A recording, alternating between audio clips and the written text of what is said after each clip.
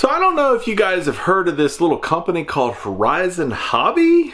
I don't know. Maybe they put out a video recently.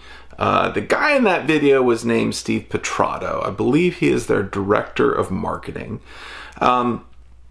He and I literally just finished sitting down for about an hour, 15 hour, 20 minutes.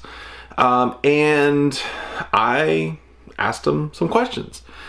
We played by CAPA rules. So he is the third person to play by CAPA rules. In case anybody doesn't know, most people that come on, they have the option to call timeout. And anything they call timeout on, they are free to retract and it will never air. Quite a few people have taken advantage of that.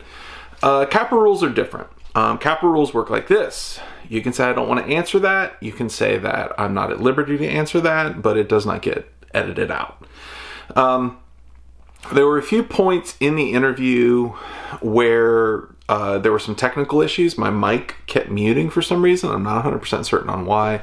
I'm using new software.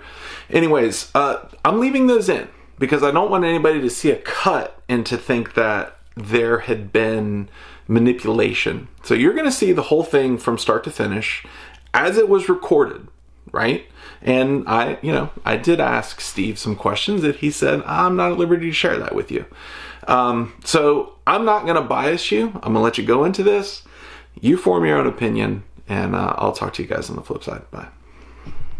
Ladies and gentlemen, I bring to you today on the Michael Rollins Show the man who has single-handedly unified all of FPV, unfortunately at his own expense, Steve Petrotto. How are you doing, buddy? Hanging in there. Thanks for having me. You have the very, very dubious distinction of not only setting the FPV community on fire, but also uniting them, which quite honestly, like having tried to work as a uniter for, God, almost a year now, longer than that, really. I'm almost jealous and quite impressed by. And I say that kind of, tongue in cheek. I mean, sure. You've taken a beating. But yeah, it was very interesting. We had the live stream with Bardwell and Simpson and Rugi and Enoch last night. I think most people know by this point that, you speaking for the Voice of Horizon Hobby put out a statement about the FAA NPRM for remote ID. And it was not received favorably. You put out what amounted to an explanation of your thinking, but in Rotor Riot, but we'll get to that. So first thing I want to say is that, everybody or most people that watch the show, they know that there's two sets of rules that we play by, where there's the one set of rules, which is the guest gets to call timeout. And if they call timeout, anything that is kept under the timeout does not air. I edit it out. It's gone. Steve has chosen to operate under CAPA rules, which makes him the third person to operate under CAPA rules. And CAPA rules work like this. So first off, he's not seen any of my questions in advance. He's had very little preparation for what I'm going to throw at him. And I feel he's very brave for coming on, first off. But secondly, there's no takebacks. If he says it, it's going in the video. So I don't want anybody thinking that this was edited to favor you or to, let you speak around the issue. You're in the hot seat. And I want everybody to know that. And I'm in the hot seat with you. Because if I don't get it right, then they're going to screw me too. So anyways, how are you doing, man? I'm hanging in there. It's been a hell of a weekend, and I've not been feeling great myself, as you and I talked about earlier. But other than that, I ultimately just want to get out and sit in front of obviously folks that watch your show and just talk through kind of our thoughts and feelings, and then my personal thoughts and feelings too. Yeah. It's like I said, it's hard to internalize the amount of comments that have happened and the amount of other we'll get into the personal stuff later, but the other type of commentary that I've received, both positive and negative. But it's been a whirlwind, 48, 72 hours, I guess. Yeah. And I mean, and you know, I think that what I know for me would be the terrifying thing, is that not only were you speaking with your own voice, but you were speaking on behalf of your company. So, you know, there's all kinds of ramifications that could fall into that too. Yeah. So I don't know if you've taken a look at your Wikipedia page. Not. But I, you know, in doing some research for our interview, I went to the to the Wikipedia page, and there's like this bulleted list of, you know, the historical events in the company about, you know, buying and selling and doing things. The last entry is on February 7th, 2020. Horizon Hobby posted a video to youtube.com talking about the new proposed FAA flight regulations, in which they disparaged the largest growing segment of the hobbyist flight geographic, not realizing that many of these individuals are not only very social media savvy, but also very passionate about the hobby. While the original YouTube video has been removed, a copy of it can be found here, and it's got some link. So I don't know if you've seen that. I actually chuckled at that because, you know, it's the wording on it is very good. So talk to me a little bit about, and I think we'll get into the statement and the message and what you intended to say versus what you said. But I think one big question that's been asked by a lot of people is, were those your words? Was that a marketing thing? Well, actually, let's back up a sec. What is your position at Horizon Hobby? Well, so at Horizon, there's a lot of, it's hard to kind of summarize it, right? So you've got the manufacturer side, you've got the traditional RC, which will count, or when I say traditional RC, I'll use that term for this situation, for like the fixed wing guy, the heli guy. And then you have, you know, emerging segments like the FPV category. For us, it's not about disparaging a group, to use the words that are on Wikipedia, but you know, it's trying to go to the FAA and say, look, you know, we know something is going to happen. What happens is what we're trying to minimize. So and I don't think I'm speaking wrong here. Something's going to happen. We all know there's going to be changes in how we fly, whether it's beyond visual line of sight, FPV with a spotter, or at a local flying field flying a, you know, giant scale Cub. Something's going to change. We're advocating that. In part of my statement is, you know, we do not support this remote ID NPRM, and I said that. Unfortunately, those comments were not looked at, or, you know, obviously everything else outweighed that. Right. You know, so we don't want the manufacturer requirements. Not only does that it hurts us from a business standpoint, it hurts the user because those costs trickle downstream. We don't want the limited FRIAs. You know, the FRIA situation is tough because, you know, we all know it's written in a way that they'll disappear over time. So we don't want the limitations for those FRIAs. We love that anybody can make a FRIA in their backyard so they can fly. You know, I live on a in control airspace. I actually live really close to the Champaign airport. So me personally, I like to go out back and throw a plane up once in a while, a helicopter or whatever. You know, but I have a limitation through Lance of 50 feet. It sucks, but I get it. There's a literal traffic pattern over my house. So the FRIA thing, the manufacturer requirements. There are other things too. You know, we don't want the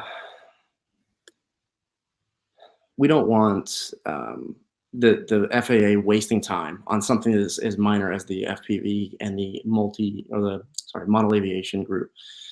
There are way bigger problems in the airspace than relegating us to this. You must fly with this remote ID unit. Right. There's a lot bigger things. We all know there's a lot bigger issues. Now, many people commented on my my statement of, oh, the airport closures and stuff like that, referring to Gatwick, and I get it. You know, I was going to bring that up. Yeah. So, you know, we bring it up now. I mean, it's one of those things that I think the intent, while wrong, was to bring up the fact that drones have been in the media regardless of their style. You know, while that has zero proof that Gatwick was shut down by drones, I think if you walked down the street and asked 12 people what happened to Gatwick, and they would say, well, drones shut it down. The downside is that affects all of us. And the intent there was to bring light to the media. So there was that. There, the FAA is suggesting that all models over a half a pound be registered by a per model basis. Right. That's a big problem for all of us. I mean, I see some quads on your wall behind you. I'm sure that's a very small selection of what you personally own.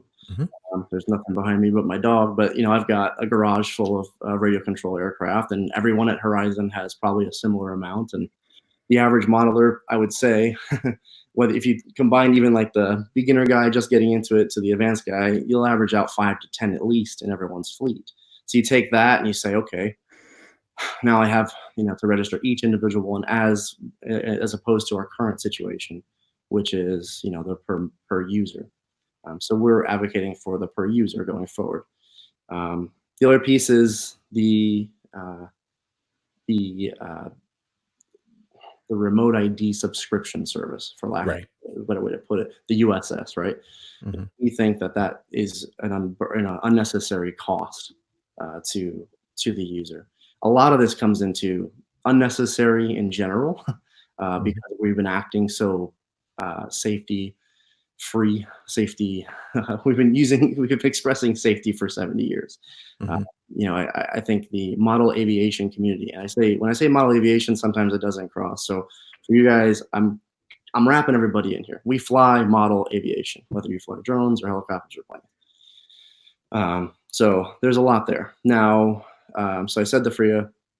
I'm just going through my list here real quick, and I'm actually using my comment to give you guys more of a context to that as well. So, I can summarize some of it. Like there's the registration, there's the FRIA, there's the requirement that the remote ID be untamperable, which also leads into things like you can't build a modular design.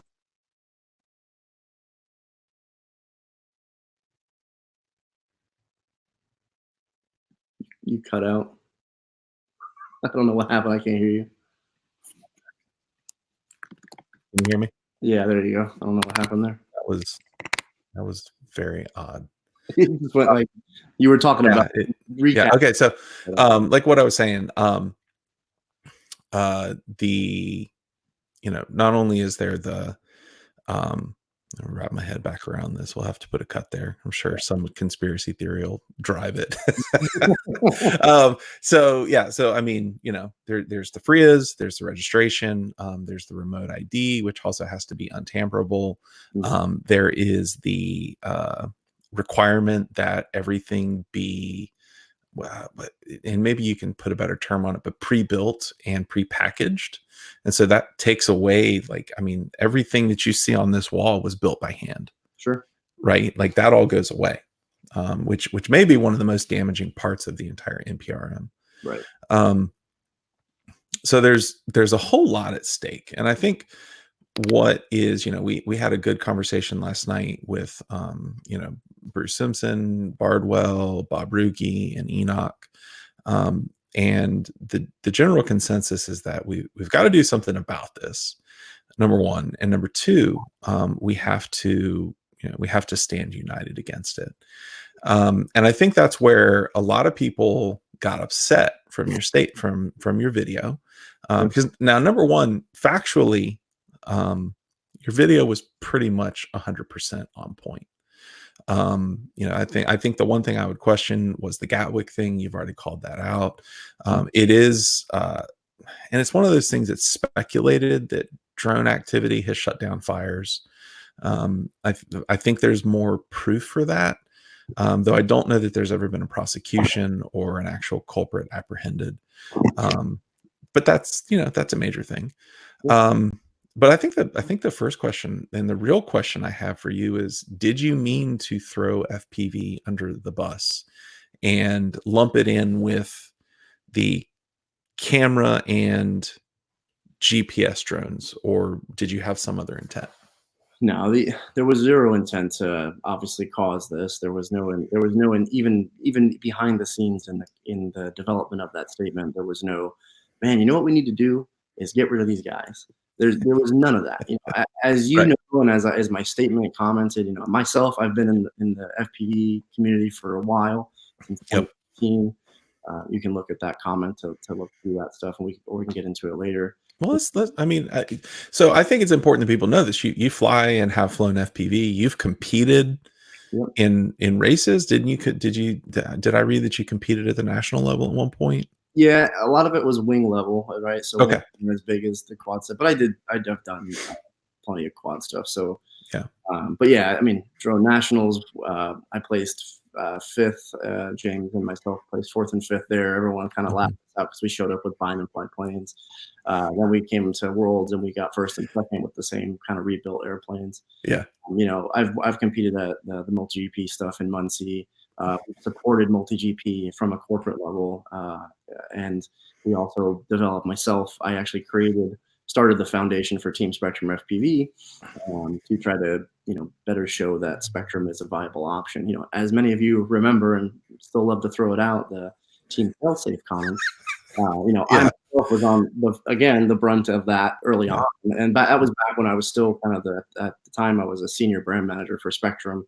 And so I just said, hey, corporation, hey, Horizon, let's develop a team of sponsored pilots, not only to support the FPV industry, but also to show people like you can honestly work really well with Spectrum in this environment. Yeah, you're not going to fly a kilometer or 3 kilometers away with Spectrum. That was never the intended use of it. Anyway, all that aside, my point is Horizon has supported the FPV industry since kind of I wouldn't say inception, but since it became kind of more mainstream, right? We've even sponsored our local Central Illinois drone racers here in a really big way since kind of they started out. So I know that to those watching are kind of like, well, yeah, but it's like, yeah, okay, we made a mistake. I said it in my personal statement. You can find that on the Rotor Riot group, or I posted it in multi-GP community.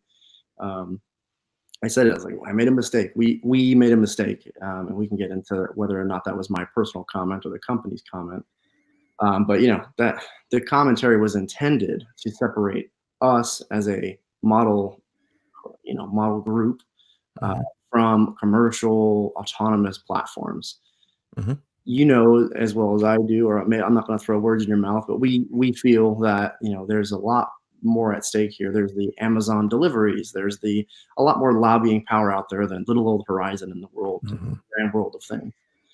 We felt like it was, and now hindsight, it was worded wrong.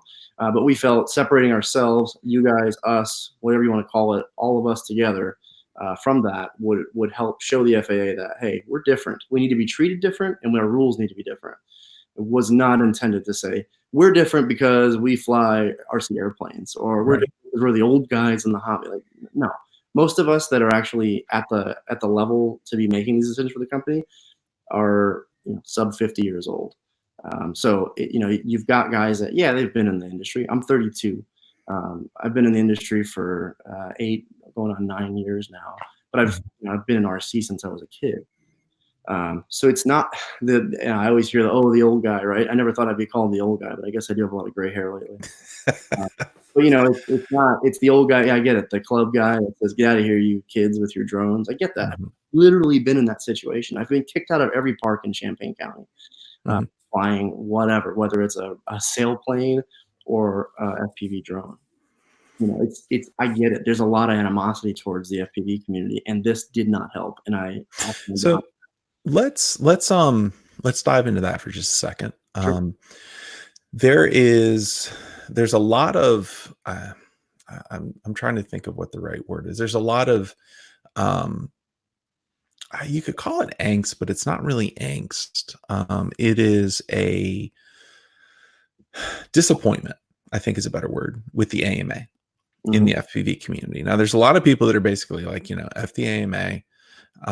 They're just like you said, they're just a bunch of old guys that like to fly planes. And then, they've let the collective pitch heli guys in, but then the drone guys showed up and they're like, oh no, you get out of our fields. Right. So there's that tension that has been there long before you made your statement. Right. Sure. Oh yeah. that is, you go talk to just about any FPV pilot that's been in the hobby for a while. They have heard some version of that. On top of it, the FPV community doesn't want to fly a flat field. Right. It's not entertaining. It's boring. There's only so much you can do. We like obstacles, things we can go through, bandos, I mean, you name it, right? Now, have members of the FPV community at times acted irresponsibly. I think you could make a legitimate case that has happened.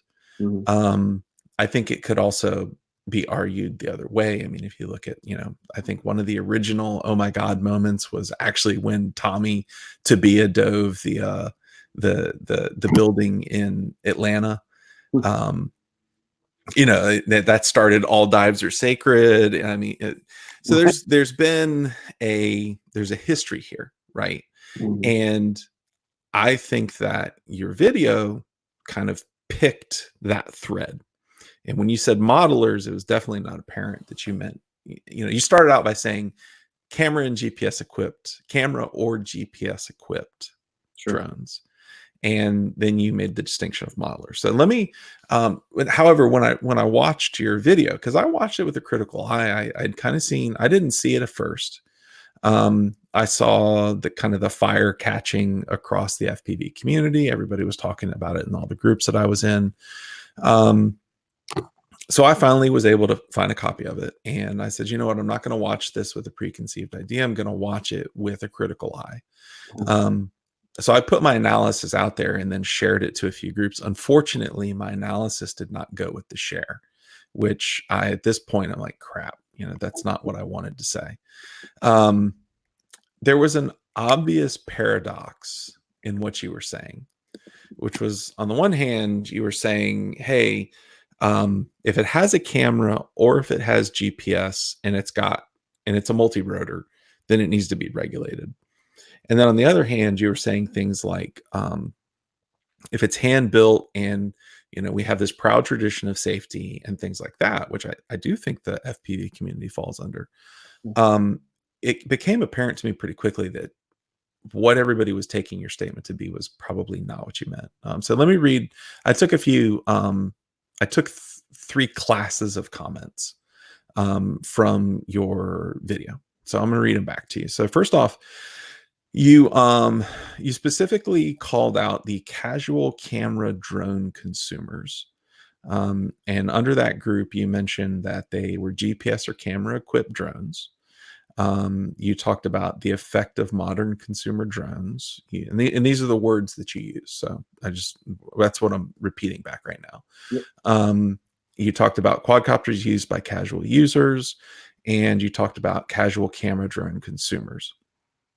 From that, I took that you meant Uncle Joe gets a perhaps Chinese-made, well-known white drone on Christmas morning, and he takes it out and he flies it, doesn't know what he's doing, and it flies away or crashes on a neighbor's car or something.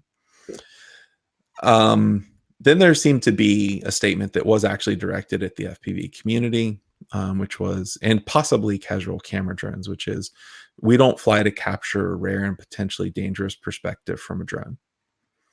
I think that may have been, and it's not necessarily, there's a little ambiguity on who you were mentioning. And I think as soon as the FPV pilots heard that, they're like, oh, he's talking about us, which you may or may not have been. I won't put words in your mouth. I'll let you talk about it in a sec. And then there was what was obviously targeted at modelers, which was, average of 5 to 10 models in their fleet. Traditional RC aircraft are modular and constantly being altered by their owners. And that members of the model aviation community are not casual consumers. Now, what's interesting about that set of statements is that it applies 100% to FPV.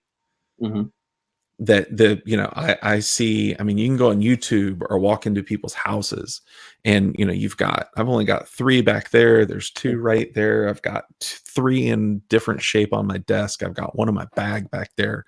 I've probably got 8 sitting in the shed. And they're constantly being altered, and they are, I'm not a casual consumer. I'm very technically savvy. So kind of walk me through like what your thought process was when you were crafting the statement versus what you feel like ended up coming out of it. Yeah. So first and foremost, this was crafted by a group of people. Okay. Not to take myself out of it. I'm not trying to do Sure. that. I'm just saying there's a lot of input here. Yeah. Secondly, I guess we can start to go down the list, and I'll try to remember everything you said there. But I can read them off to you if you want me yeah, to. let's just attack one at a All time. right. So, GPS, one of the statements you said was GPS or camera equipped drones basically need to be regulated. Yeah. So the intent there was obviously, I don't think I need to say the brand name, but that brand, the industry leader of white drone, White and perhaps gray drones. yeah, they've come out and said they support remote ID, just not like this, right? Right. The title of one of their. And they've already got a form of it. Yeah, so they've got a form. They can implement it. It's a true software update. At least from what I understand, it's a pretty easy system to implement. You have a cell phone attached to the unit that can transmit to the internet, and you have a model that transmits its location, heading, everything already. So that statement right there was purely directed at that. Are there FPV guys that have iNavs and GPS systems? Yeah, 100%. Yes. Are those models capable of doing the same things that a DJI platform can do? Yeah, they sure are.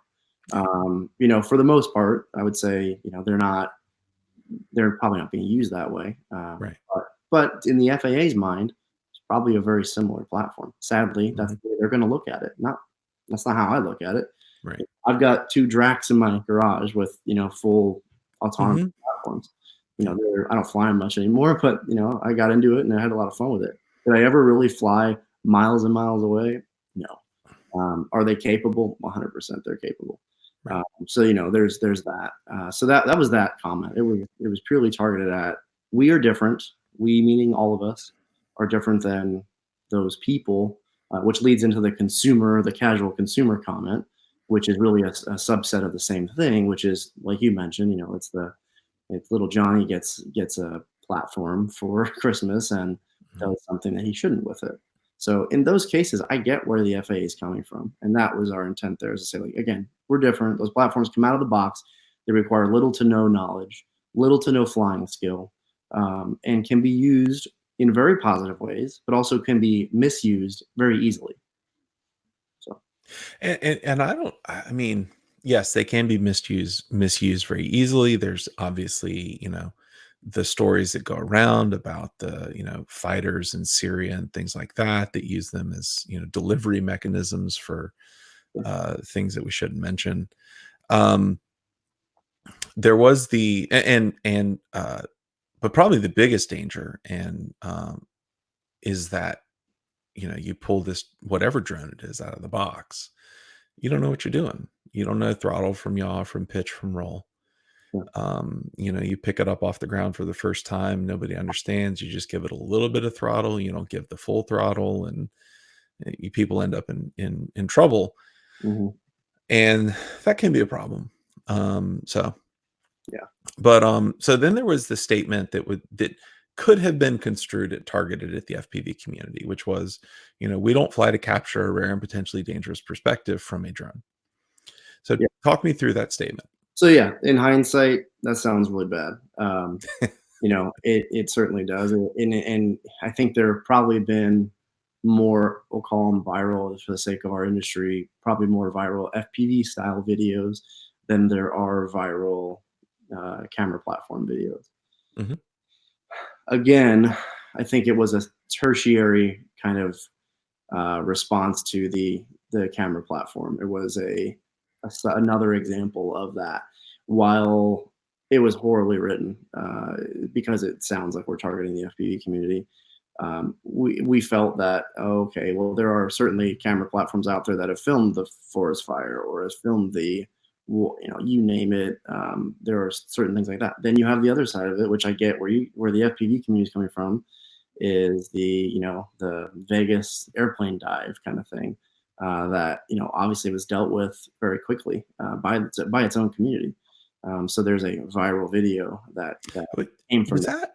I remember seeing that, and I could never determine if that was an actual event. Like it was never clear to me whether or not someone actually did that, or whether it was, mocked up or put together somehow. I mean, do you, and I'm asking, like, was it ultimately determined to be real? I don't know. Yeah. I mean, obviously, if it was real, whoever did it is a dumbass and needs to be taken out back and beat. Yeah. To use a little bit of Southern colloquialism here. But yeah, and I mean, like I said, owning, and it was interesting because Alex Vanover, I mean, one of the top racers in the world, and I don't want to throw him under the bus, but he commented today. It was like, listen, the FPV community is not washed in pure white here. Mm-hmm. There have been instances of misguided attempts to grab attention, or dangerous things, or things that overtly seem dangerous, right? Like we were talking about the building dives in Atlanta, right. Or I mean, you could probably pull up 5 or 6 of them right now. So I don't think that I think when you made that statement, I wonder if people felt self-conscious or like, oh my God, like he's talking about us, because that's kind of what we've been accused of, right? Mm-hmm. So then there's the last set of statements, which is, average of 5 to 10 models in their fleet. They're modular and constantly being altered by their owners. And the members of the model aviation community are not casual consumers. Mm-hmm. And I think in the video that came across is only talking about what I would call old school modelers, especially since you use the term modelers. But what was your thinking on that? Yeah, I think with that one, we're not. Again, when I came on here and kind of started with that was modelers. You're okay. We're not in the FPV community. We're not modeling a full scale 5-inch quad. Right. But you're using your modeling skills to create something. And I guess that's a term that we use at Horizon pretty much daily with modelers, hobbyists, you name it. Well, you can easily say, well, hobbyist, yeah, I like that word. Modeler, well, that sounds like an old guy. Okay, our bad. I don't think that was certainly not our intent. And actually, there are plenty of people in the FPV community. Actually, I would say everybody that has entered the FPV community and remains in it has learned a heck of a lot about RC, a lot about everything in the industry, how to build, how to solder, how to program. They're not casual. They're not. I mean, there's in no way would I consider anybody in the FPV community casual, just like I wouldn't consider someone who decides to dive into a 25-pound giant scale airplane. You're not a casual consumer at that point, being that you can go to the store and pick it up. Do we have casual consumers that buy Horizon Hobby products? Heck yeah. That's Bind and Fly lives because of that reason. While there are many enthusiasts that still buy Bind and Fly because I like to use the term the happy meal of RC, you get it and it's ready to go. Just like the Inductrix stuff, just like we've sold FPV quads, we've sold FPV wings, we've sold, there's a level of casuality about buying a hammer platform. There's a lack of that casual nature when it comes to traditional RC.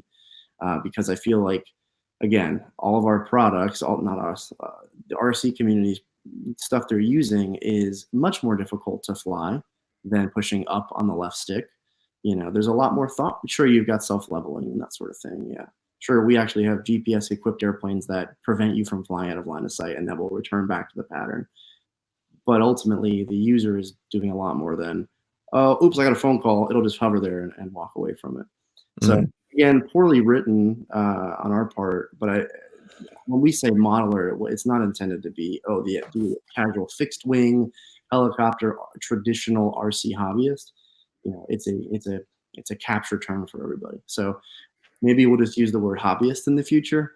But again, even the FAA uses things like the UAS community, and it's like, well, right. I think any of us feel like we're the part of the UAS community. They think we are, but we're like, no, I'm part of the X community, the Y community, the Z community. So there's a big difference there from what the FAA is. Well, I mean, words and terms matter, right? Like words and terms matter, and the interpretation of modeler. I mean, I've always interpreted as the old guys flying at the field. Sure. When you say, and just like you said for the FAA, like when you say UAS operator, I'm like, I don't operate a UAS. I fly an FPV drone.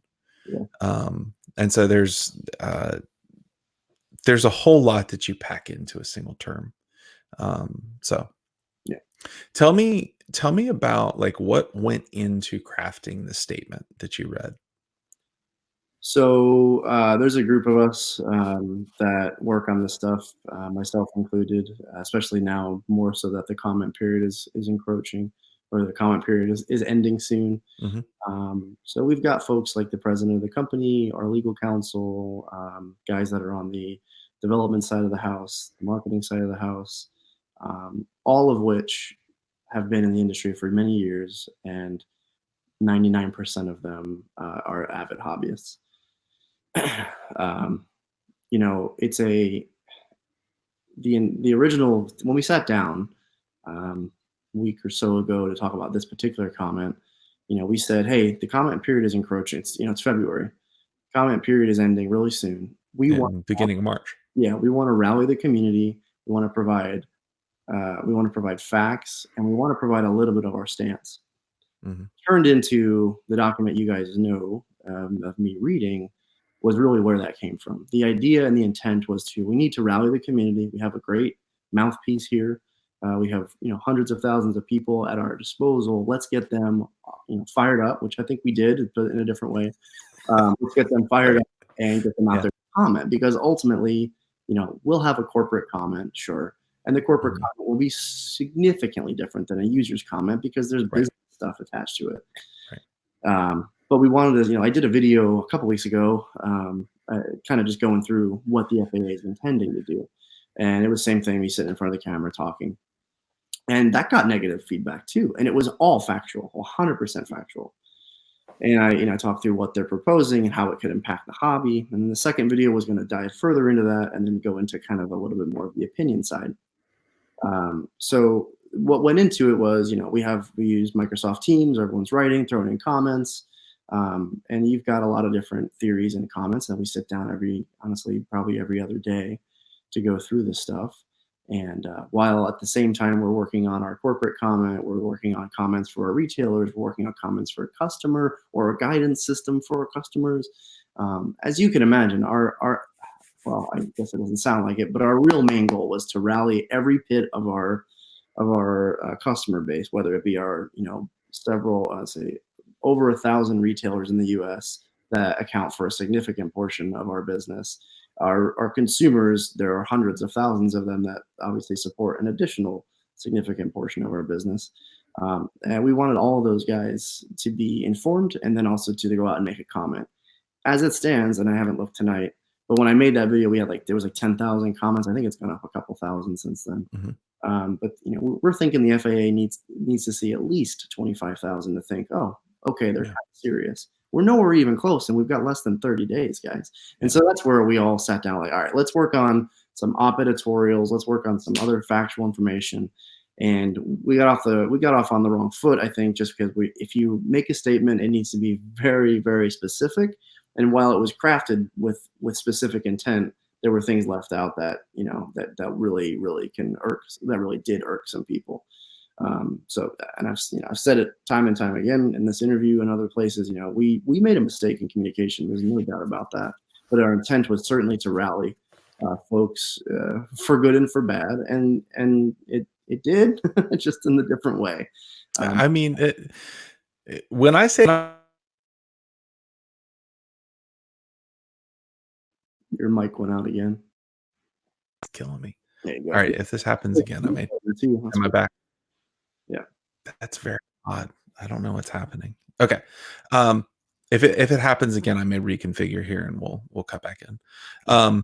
So you know, I like I was saying, you definitely rallied the FPV community, but it was I'm certainly sure you did not intend to rally them at your good name, at expense of your good name.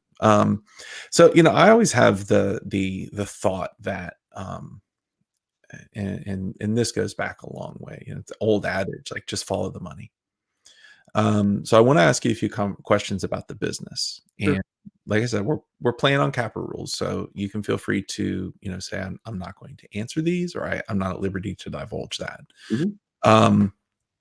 And then we'll circle back around to the comment when we're done. So in terms of the Horizon hobby business, like it's a massive multinational corporation. Mhm. Like you guys are, it's not just, I think for a lot of folks in the US, it's like, oh, well, it's Spectrum Radios and it's Inductrix, right? You guys you're huge. Right.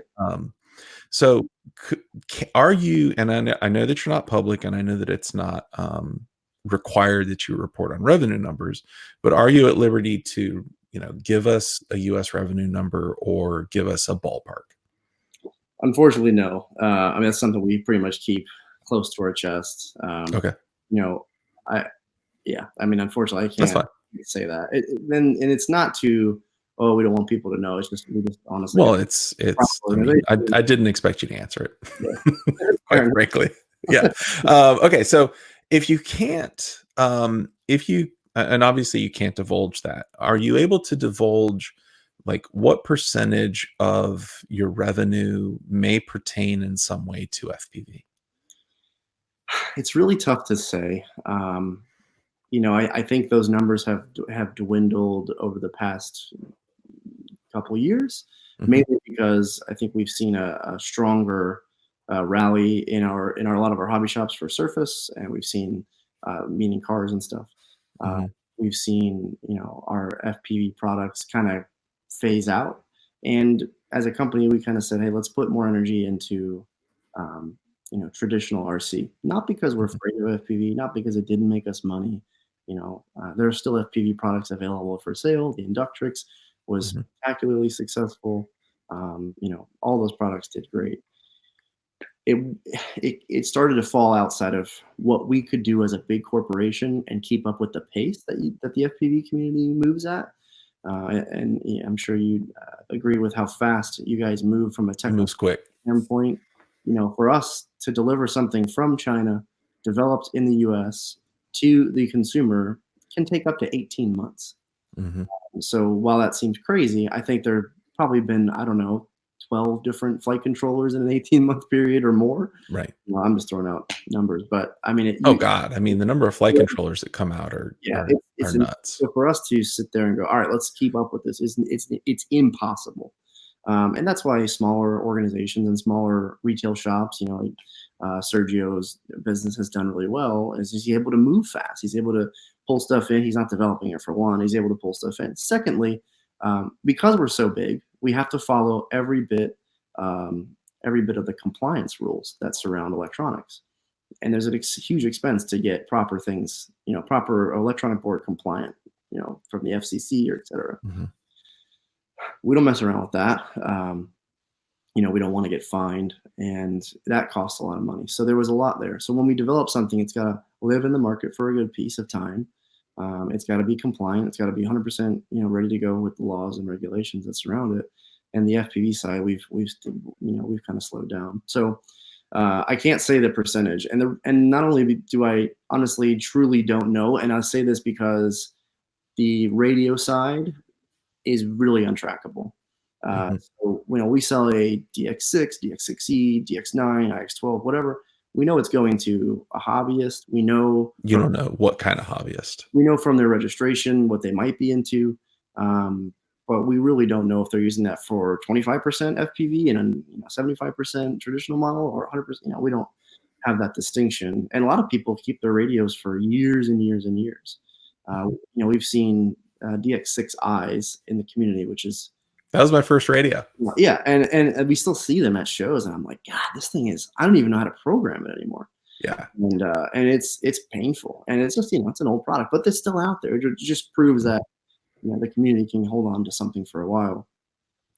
So yeah, if I had a number, I probably couldn't share it anyway, but I truly, Mhm. honestly don't know. Yes, X% of our business is FPV. All right. Let me broaden that out just a little bit.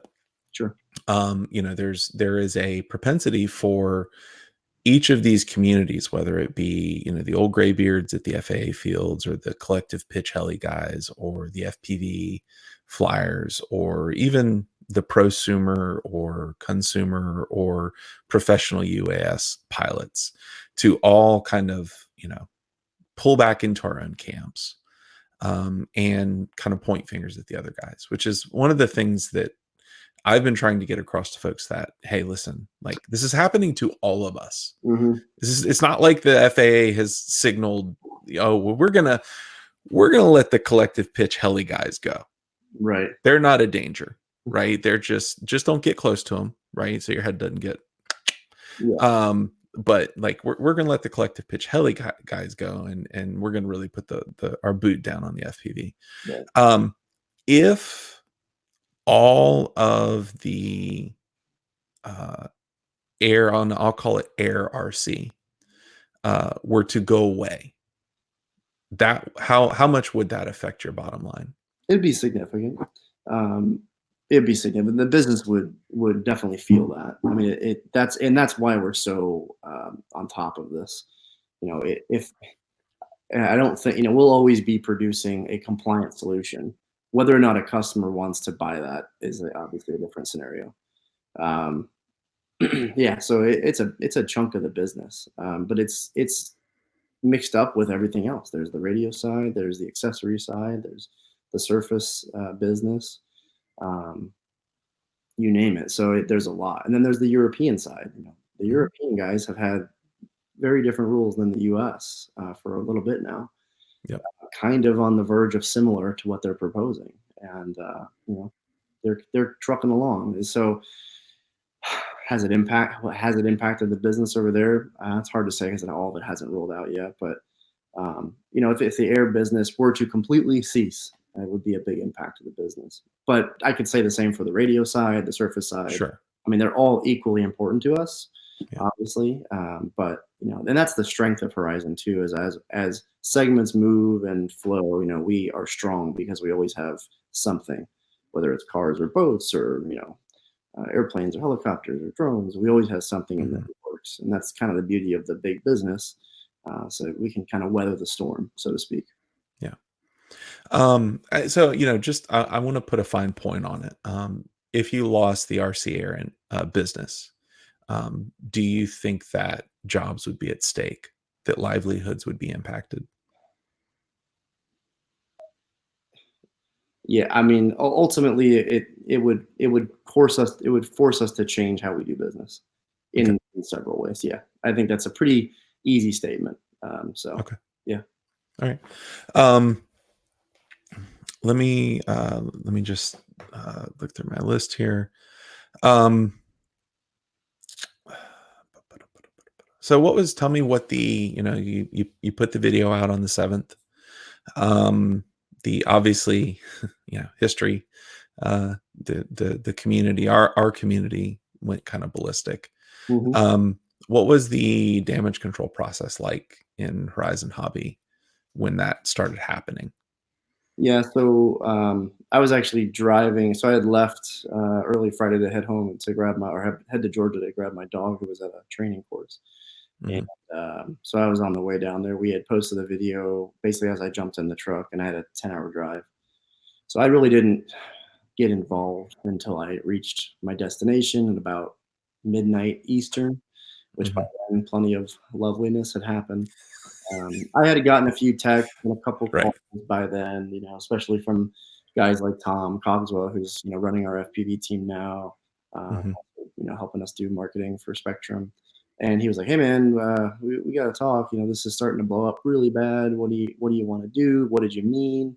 And guys like Tom are not involved at those circles, every day. Right. So he was kind of like, "Whoa, I didn't think we were going to put this out." And I said, "Well, that wasn't the intent, but we got to deal with it." So I'm driving. Obviously, I'm not on social media while I'm driving to be safe, but I peeked at it here and there, and it was turning out to be bad. So when I got home, unfortunately, I was at my dad's, and he lives kind of off in the woods. He doesn't really have a great internet connection. So I'm trying to hotspot my laptop from my phone with an awful connection to try to look at stuff. And then I got on the phone with our guys that are in the policy team, the UAS policy team, and we kind of talked it through. And as soon as I started seeing the the comments start to turn aggressive, threatening, profane in a lot of different ways. It's definitely when I didn't want to pull the video down. And at first my thought was, you know what, I'll just disable comments. And I did. And then we started immediately receiving attacks on our social media page from that. Why did you take the video down? Why did you shut the comments off? Yep.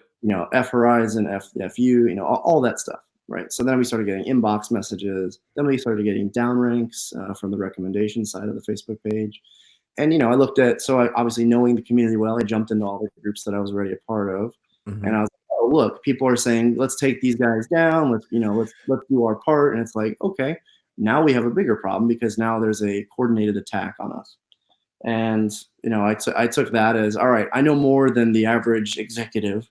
And I'm just going to pull this video, knowing full well the internet doesn't forget anything, Right. but trying to minimize the overall impact to those people and customers that normally look to us and get information. While they were getting some information with that video, at least that was the intent, they were also then bombarded with like horrible, horrible comments. And so, I made a decision at that point to pull it down. And that was about 2 a.m. Eastern, I think, something like that. At this point, I was pretty exhausted from the drive and just made the decision to yank it. So I yanked the post. It's been a bad day at that point. Yeah, at that point, I was like, all right, major mess up. We got to deal with this. So I went to bed, woke up the next morning at like, 6 a.m. And I started writing. And I basically just woke up, opened my laptop, went downstairs, grabbed a coffee, and just started writing. And I wrote what you guys read on the Rotor Riot group and the multi-GP group. And I ran that by the president of the company. I called the president Saturday morning and just said, hey, we got to talk. And he's, always willing to help out. So he's like, hey, what's up? And he's not a part of those groups, but he was a part of the message. Okay, I get where they're coming from. We made a mistake. I want you to put out, your comment that you've written. Let's make a couple tweaks, just in my wording and go with it. And he said, post it to the groups, see how the commentary is. If it's positive, post it to the corporate page. And I said, okay, cool. So I hung out, dealt with that, posted that. And I was actually planning to spend the day with my dad building a Tamiya semi-truck. And so we were going to build up an RC truck. And I did a lot of that day. But most of the day I was spent kind of just keeping an eye on things. And unfortunately, the comments for those two groups, although small in scope of everything out there for FPV, were obviously, like, I would say 80% negative. Even the guys in the multi-GP group were negative. The Rotor Riot group, I sort of expected all of this regardless. And so I knew there was going to be the comments of, too bad, so sad, too late, too little, too late kind of thing.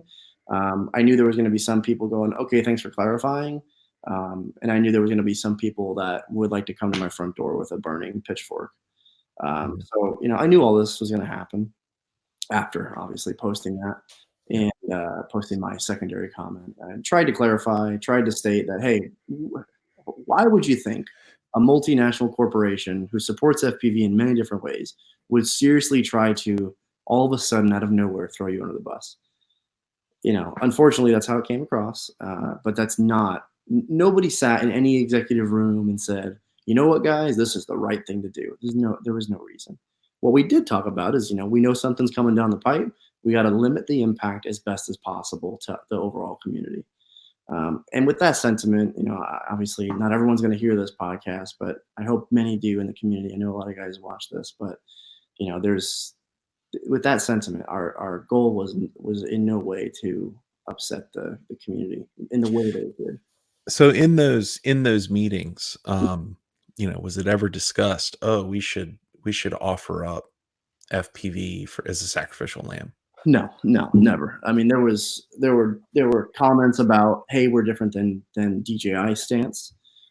There were comments about, hey, we probably have a different stance than the AMA, being that we're a manufacturer and a for-profit business than a non-for-profit, model aviation group. So, we know that our comment and our stance is different than everybody's. Just like your comment and my comment would probably be different on the personal side. Just like anybody watching this probably has 30,000 different comments. But as a business, yeah, we did not sit there and go, let's offer these guys up. They're the small community. And then I know this is what people think would happen, but it's like no one went in there and said, there's a small community. Let's just burn them down, save the rest of the business. No. Again, we sell, we support, we sell to, we support the FPV community. We'll continue doing so. And I've talked to Tom, who's talked to many of the FPV team guys, and it's like, hey, what did you guys mean? I mean, I just got my contract for 2020. What the hell? And I was like, no, obviously that we wouldn't have sent contracts, 2 weeks before this statement if we were planning on throwing out the FPV community, throwing out the proverbial. So you talk to me about those, and obviously don't talk to me about the contract contents. But when you say you offered contracts, who did you offer contracts to, and what were they for? Oh, sure. So it's just for our Team Spectrum FPV guys. So when we offer a contract, it's similar to saying like, hey, you're going to do this and you're going to get this in return, kind of thing. Is it like a Spectrum sponsorship, or is it an actual paid position? It's a Spectrum sponsorship. Okay. Yeah. Okay. So you would just send out your 2020 sponsorships. Yeah. These are the guys that are going to, and I've talked with enough sponsored pilots that you show up to the field and you show up without your sponsored radio or your sponsored motor or your sponsored battery, and there's a real big problem. Mm-hmm. You have to go everywhere with that thing. Yeah. So I mean, okay. Yeah. We do the same thing for all of our team. We call them Team Horizon on the fixed wing and heli side. Same thing. There's a contract there. It's just to hold us accountable and to hold them. It's just like any contract. But the idea there is to say, hey, here's what you're getting in return for your support for us. You're either getting free products or budgeted amount of products, you name it. So it varies, obviously. But for the Team Spectrum guys, a lot of the time it's product. It's obviously attire, but we work closely with several of them, and that team continues to live on. And I just approved the budget for that team this year. So again, I know it's hard to be like, wow, okay, on one hand they're making these comments, but on the other hand, they're supporting a team of people to literally support their radios through the FPV community, and then also supporting other facets of the community. So I guess that's all I have to say about that. So, when you were going over the reaction in the community, I was smiling, and I wasn't smiling at your misfortune. I was smiling because I've been there, right? Like I released a video that made everybody think that a famous FPV pilot, Chad Nowak, had committed suicide. And it, it was, looking back on it, it was a poorly worded title is what did it. I released it so I typically release on Sunday mornings at 10 a.m. on Eastern time. And, I'm walking out of church and I pull up my phone and I'm like, uh-oh. Like something is very wrong here. I started diving into the comments. They're very aggressive, very angry, very forceful. It turns out someone had called attention, a rather well-known person in the FPV industry had posted about it on Facebook, which drove even more traffic to it. Point being, that title and that thumbnail stayed up for 15 minutes total. Like I walking out of church, I changed the title, reworked the thumbnail, reposted it. Right. So within 15 minutes of the video going out, it had changed. The backlash continued for the rest of the day. So it is, and I mean, I found myself in this situation multiple times, so I do understand how the community reacts. They are a passionate group, and they're not afraid to tell you when they are wrong or when they think you are wrong. As I believe you have found out. Yeah, for sure. How, I think one thing that I'd like to ask about, you put out this statement. I think you agree and I agree it was poorly worded. I think that in the original statement, at least from my analysis of it, there is kind of this paradoxical stance, right? Where you could be talking about FPV or you might not be, but you kind of lump them into both sides. I think we've covered that pretty well. You put out your clarification on Rotor Riot, which, by the way, I'll be happy to put in the description. Sure. If you'd like to. Then, I mean, you're in Georgia, 10 hours away, you're spending time with your dad. Like, what has the personal fallout been like? I mean, have people threatened you? Have they threatened your family? Have they come to your door? I've not dealt with something like this professionally or personally, ever really. The amount of comments, there's good and bad. There's several well-known FPV community members reached out, called me on Facebook, sent me a note, spoke positively of what I did, and said, "Hey, you probably did not the right sentence structure, but ultimately I get where you're going." Right. Yeah. I won't name those names, but yeah, just leave names out. That is the smartest thing to do. Yeah. Positive side, I had several industry people comment to me. My phone was going off that whole morning. And then I had the horribly negative, personal threats. And again, it's easy to get on the internet and say, you're a whatever, and you should, do something. And so, you get those, and you're like, okay, whatever. Obviously, you're upset. I'm not sure that's for, but hey, you know what? I get it. You're highly passionate about your hobby, and you feel like someone or some big corporation is coming to take it from you. And I get that. I'd feel the same way if I feel the same way about what the FAA is doing, to be frank. So, so the personal fallout, there's been a lot of stress and whatever. No one wants to hear about that. I mean, there's the personal attacks. It's fine. There's the memes of me now. I just got my own music video I saw before I left work, so that's exciting. And unfortunately, before this, I had a really great name in the industry, at least on the rest of the side of the business. But and I'll deal with it, and it's fine. It's not going to ruin my career or anything. But and I get people are pissed off, and for that I apologize. I mean, I think I said it in the comment. I'll say it again. I apologize to the FPV community. I mean, it really isn't what I intended. And then the other thing I wanted to say was that we put out so many products that it's hard for us to say, oh, we're really stuck on this one side of the business or that one. I'm in meetings daily on 12 different things, that are, air, surface, radio, tires, tools. So for us to single someone out is not the intent. After all the comments and stuff happened, I got sick randomly, so people can be excited about that if they hate me still. But I've been dealing with that today. It's not been fun. I'm guessing I just ate something, or I was poisoned miraculously. Someone who hates me. But so I'm dealing with that, and then so now it's just that at work, you've got folks that comment like, "Hey, could you piss off anybody else this weekend?"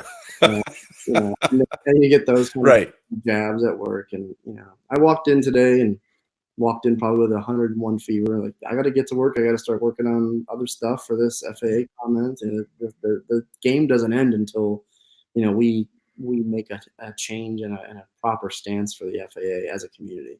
So I'm gonna keep working on it. I mean, this is not just my day job; it's my life's passion. So for people to look at me as the suit corporate guy, as the director of marketing, and going, man, he doesn't get it. He's out of touch. Sure, you can say that with the balance, but I've been doing this since I was a teenager. 13, I think, is when I did my first RC car. I've worked for hobby shops. I've worked for Horizon for the last almost 9 years. It's in my blood. It's what I do, and for the FAA and to try to take it away from us is something I'll continue to fight for, even though I've received a significant backlash from a certain community.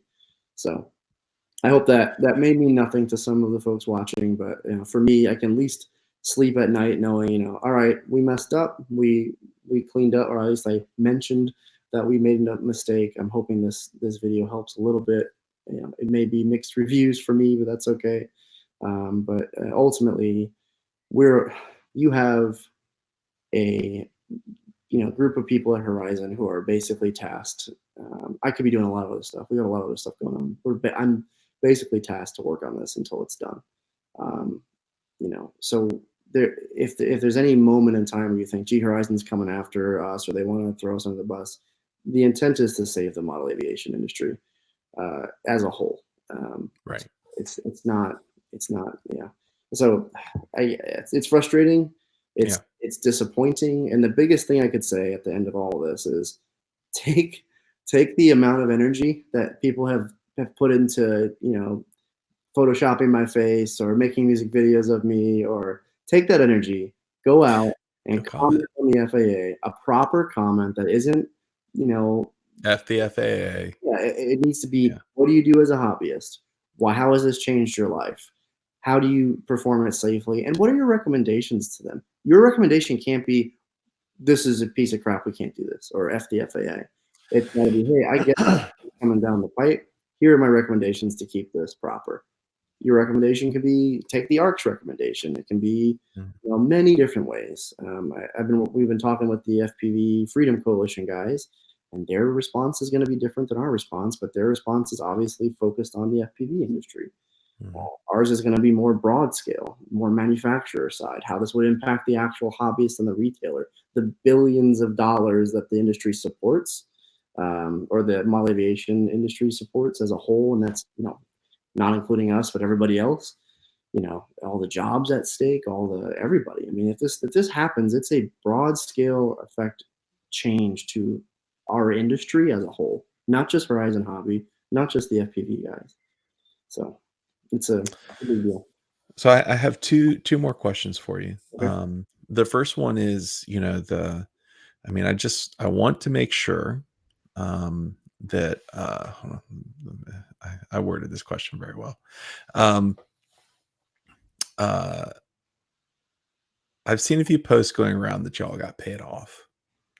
Did some cabal of lobbyists or corporate overlords come sweeping in and pay you to destroy FPV? No, I can't. I can believe that that's out there, but no. I mean, that would never happen. No. And that's totally tongue in cheek. Like I've seen a couple of the conspiracy theories pop up. I don't think they're gaining weight. But now, what now? I have heard that you guys have. Have you? Okay, you made a mistake. You've eaten enough crow, so don't feel like you got to eat crow anymore. At least on this show. Mm-hmm. Has Horizon Hobby done anything to garner goodwill towards the FPV community? Kind of signal, hey, this is not what we meant. This is what we're doing. I hate to use the word reparation because a mistake shouldn't have to be repaid. But are there things that y'all have decided to do to kind of say, hey, this isn't what we meant, and this is how we're showing that we're serious about it? Sure. So obviously I mentioned that we've been kind of in talks with the FPV Freedom Coalition. We were planning on having a call this morning, but it just didn't work out with our schedule. Mm-hmm. I've had folks reach out and asked us to go to the DC protest. I'm looking into that. Again, it would probably be like myself, but just to show, hey, we're there. I'm not sure if just having me there will make a difference, but at least it's more of a gesture. I've had groups like Multi GP reach out to us. I mentioned all the sponsorships and all this stuff like that. For me, that's a little different. That's with intent to change the business, right? Right. It's not with intent to correct this. What I did talk about today with the folks in our group is, we do want to. I can go out there and put that comment or take another stab at the video and say, hey, this is what we meant. I can do that, and I haven't decided if I want to do it yet. But what we did decide today is we're going to spend a lot of our time through our social media channels and otherwise promoting the good work other folks have been doing as well to rally against this. we know we have a big mouthpiece. I want to make sure that, when the FPV Freedom Coalition guys are 100% ready, that we back them at a social level and get people to see what they're doing. I've seen their stuff; it's really good. It's just, you have to read through it. They have a great document. They're not ready to share it yet, I don't believe, but I've kind of seen it. So we want to share that. If there's anybody out there that you guys that I don't know about, please let me know. Please let us know in any way you can. Send us a message on social. Send me a message on Facebook. Hopefully this time with less vitriol. Yeah, yeah. But you're sending a message. Hey, these guys are doing a great job. I want to make sure we share it. So we're going to spend the remainder of the comment period being factual, talking about the ways this will impact the business. Will impact the business. Will impact the people that are within the business and the people that support our business. We're going to be, again, promoting folks like the FPV Freedom Coalition. There's I think you guys talked to Enoch from the UFDA crew about the protest that's happening on the 29th. Yep.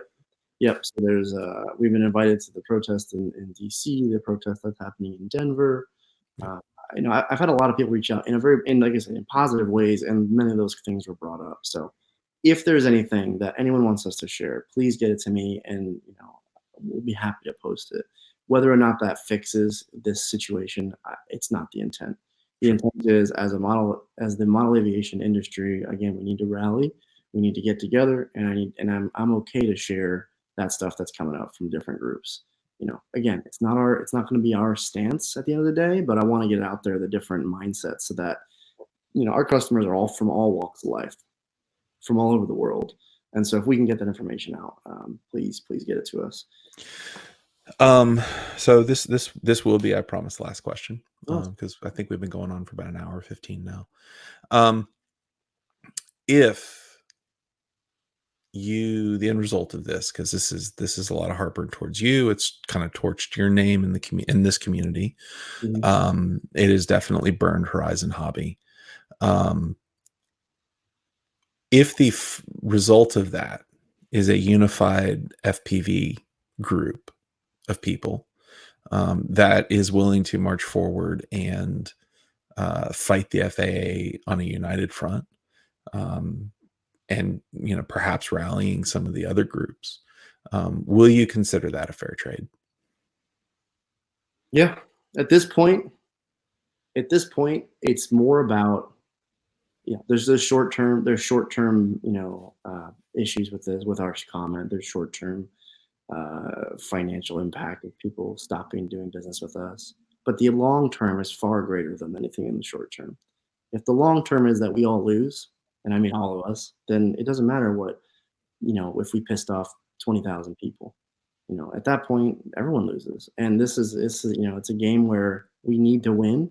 So get together and let's do what we can. And for those that say that your comment or single comment doesn't matter, it does, just like your vote matters.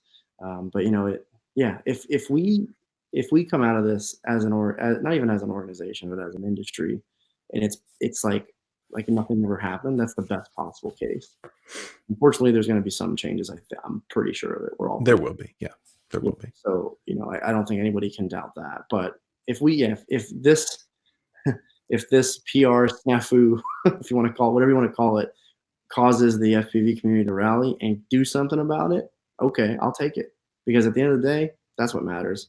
Everyone getting together and doing something about it. You may not have the same view as the old guy at the club. That's okay. Everyone's got a point. Everyone's got a viewpoint. So yeah, it sucks. In the meantime, it sucks that we've taken a lot of heat. And again, I continue to eat crow about it. But if whoever get together and make a big stance and get out there and comment. I've had team pilots or guys that we were very close with go, I don't even know how to comment. How do I comment? That scares me. That scares the hell out of me, actually. Yeah. It takes a Google search. You type NPRM FAA, and you probably find it within the first 3.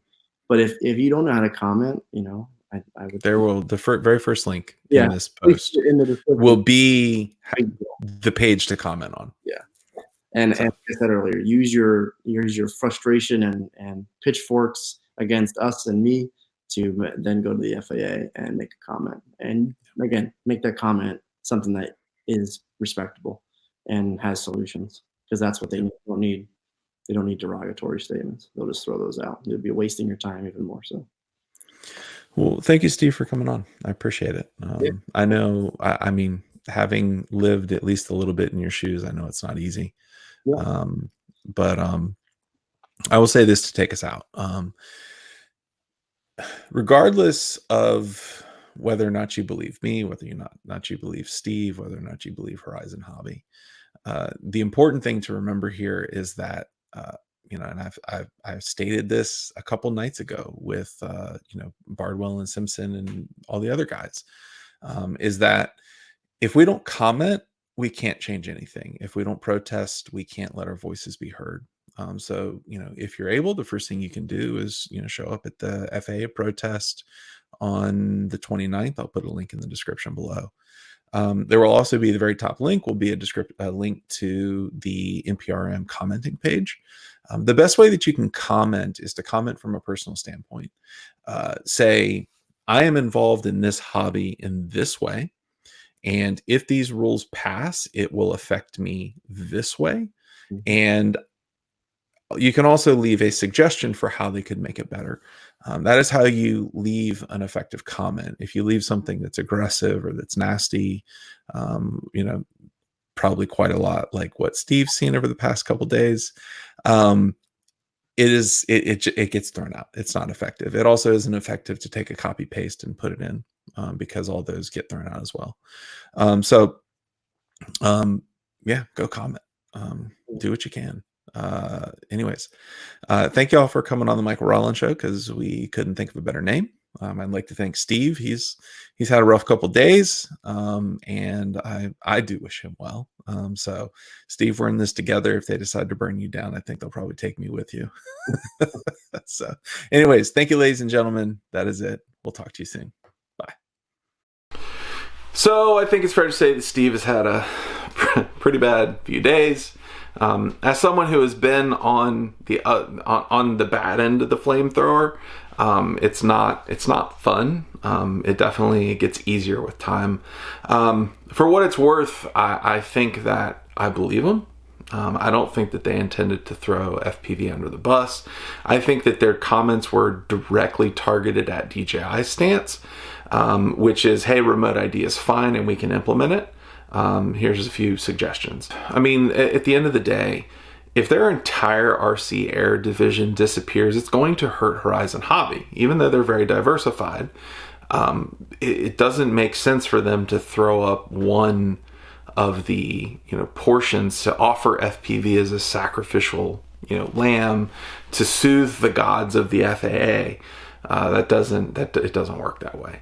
I think we're all in this together, and if we don't stand together, we're done. Unfortunately, their statement was very poorly worded, and I think Steve and everybody that was part of it understands that now. And Steve, I mean, he ate as much crow as he possibly could on my channel, and I've been in that situation. I had to have someone else tell me, hey, it's time to stop eating crow.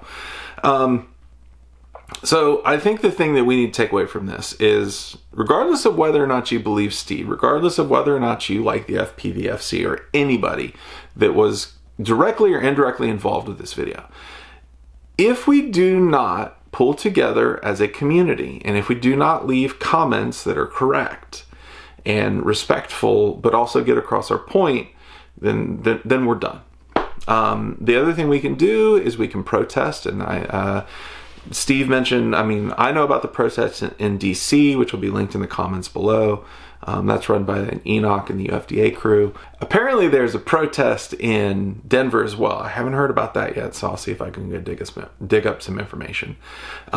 Anyways, this was the unedited interview of Steve. He's the third person to play by Kappa rules. I believe him. I believe him. I don't think they meant to throw FPV under the bus. It doesn't make any sense. Anyways, y'all have a great day. Feel free to torch me if you want to. It's never stopped anybody before, and I'll see y'all later. Bye.